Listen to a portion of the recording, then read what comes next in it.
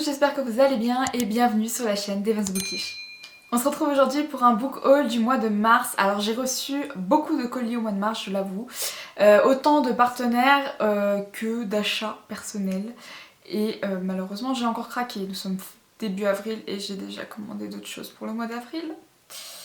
Mais bon, quand on est fan, on n'y est pour rien. Alors je vais vous présenter tout de suite mes réceptions livresques du mois de mars. Comme vous pouvez le voir, il y en a beaucoup et ça pèse très lourd. Ok. Wow. On a évité de peu la catastrophe. Ne tombe pas. Ne tombe pas.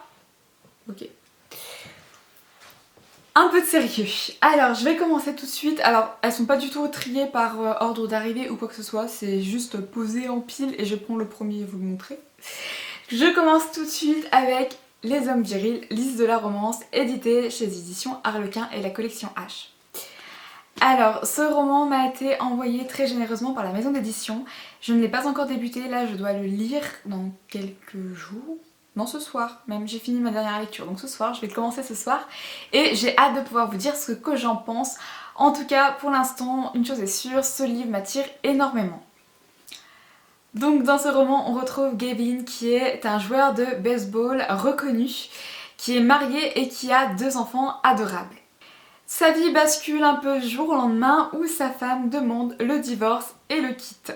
Il ne comprend donc pas pourquoi elle décide de le quitter et une chose est sûre, ok, même s'il reconnaît de se comporter comme un crétin, il va pas laisser son couple partir comme ça, il va pas laisser sa femme partir et il va tout faire pour la récupérer. Il se retrouve alors entraîné par un de ses coéquipiers dans un club de lecture où des hommes lisent des romances. Le but est donc de pouvoir enfin comprendre la gente féminine puisque nous sommes si compliqués. Il espère donc ainsi reconquérir rapidement sa femme qui s'appelle Tessa et pouvoir enfin passer à autre chose et laisser ce mauvais épisode derrière lui.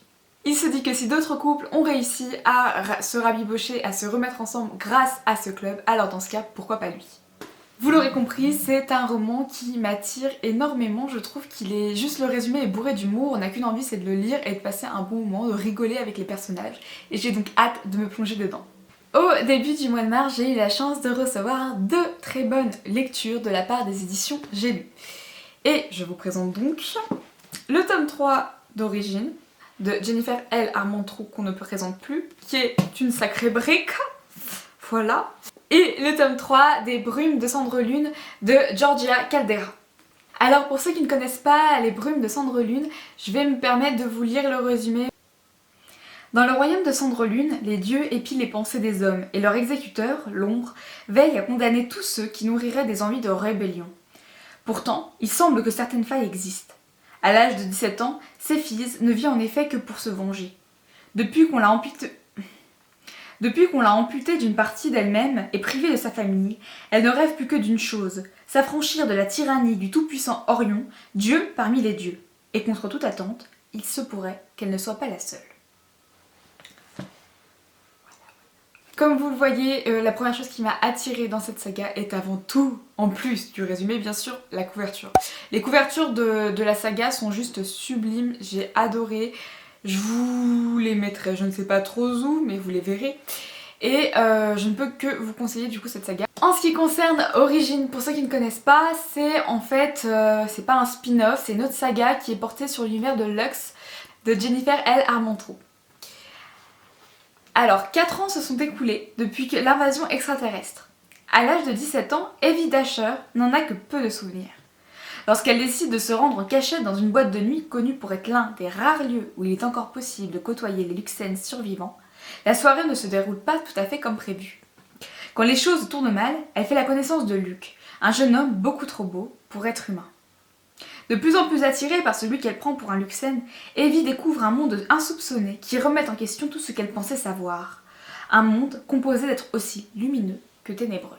Lux et Origine a été un énorme coup de cœur pour moi. De toute façon, les livres de Jennifer L. Armentrout sont un peu des références dans le beat lit, dans le fantastique en général et même maintenant dans la science-fiction. Ce sont des histoires qui sont incroyables, qui sont toujours très bien travaillées, très complexes et qui nous laisse souvent pantois en fait.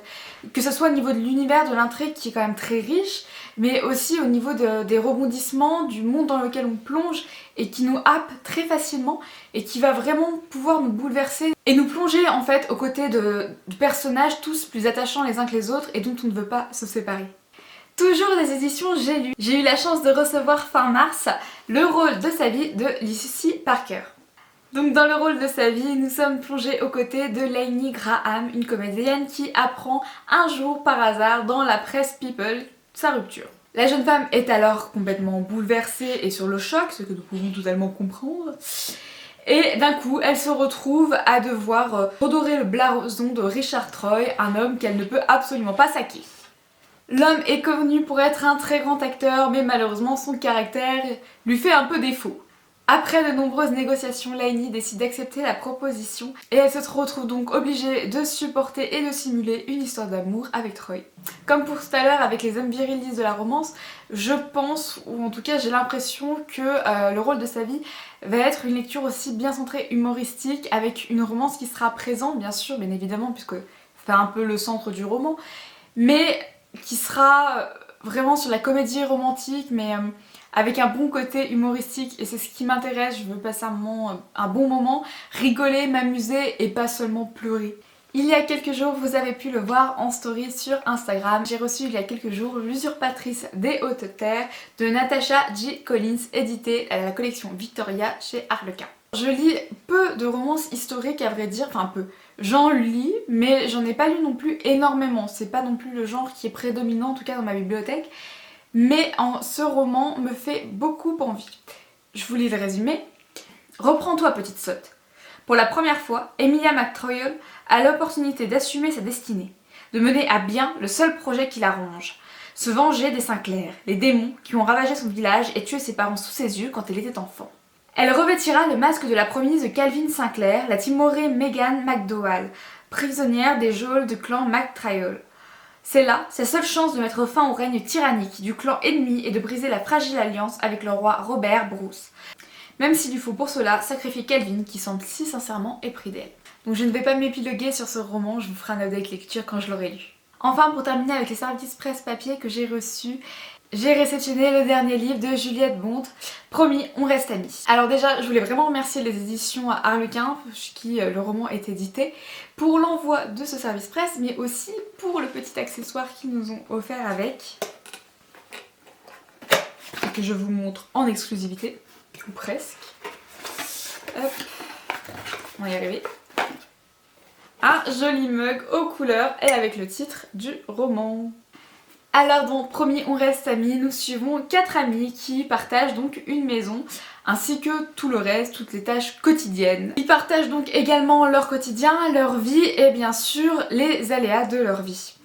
On suit donc Geneviève qui aimerait que sa vie sentimentale soit simple. Malheureusement ce n'est pas le cas, elle vient une nouvelle fois de se faire larguer. Peter aimerait quant à lui vraiment arrêter d'avoir des sentiments pour Geneviève parce que à cause de ça, il est un peu en train de passer à côté de sa vie. Ensuite, nous côtoyons le couple de Graham et Leandro. Graham qui attend qu'une chose, c'est de pouvoir enfin adopter un enfant pour pouvoir être le père que lui n'a jamais eu. Leandro, lui, essaye de tout gérer, c'est-à-dire son mari ainsi que ses amis. Vous l'aurez compris, à mon avis, ça va être une histoire encore bourrée d'humour, de péripéties. Une histoire un peu à la Friends qui franchement m'attire énormément, qui a l'air de toucher à plein de sujets, plein d'univers, et franchement, rien que pour ça, j'adore. Pour terminer, je vais vous montrer les 3 dernières réceptions que j'ai eues au mois de mars, qui sont toutes des achats personnels. En premier, il s'agit donc de La Cour des Ténèbres de Victor Dixon. Donc c'est un roman qui me faisait de l'œil depuis un moment et ma maman me l'a offert et rien que pour ça je la remercie. Je vais pas le lire tout de suite, je vais attendre que le tome 2 sorte parce que je crois que la fin du tome 1 est un peu... comment dire... violente, enfin ou nous laisse sur notre faim plutôt. Donc clairement je vais attendre, patienter et prendre mon mal en patience. Ensuite j'ai également reçu les saisons de la tempête éditées chez les éditions de Saxus. Alors ce roman, vous avez dû le voir passer, il a tourné énormément sur les réseaux, notamment en raison de sa beauté, regardez-moi ça, il est merveilleux. Bref, Alors comme beaucoup, je l'ai vraiment découvert sur Instagram et le résumé m'a fait tout de suite de l'œil, en plus de la couverture.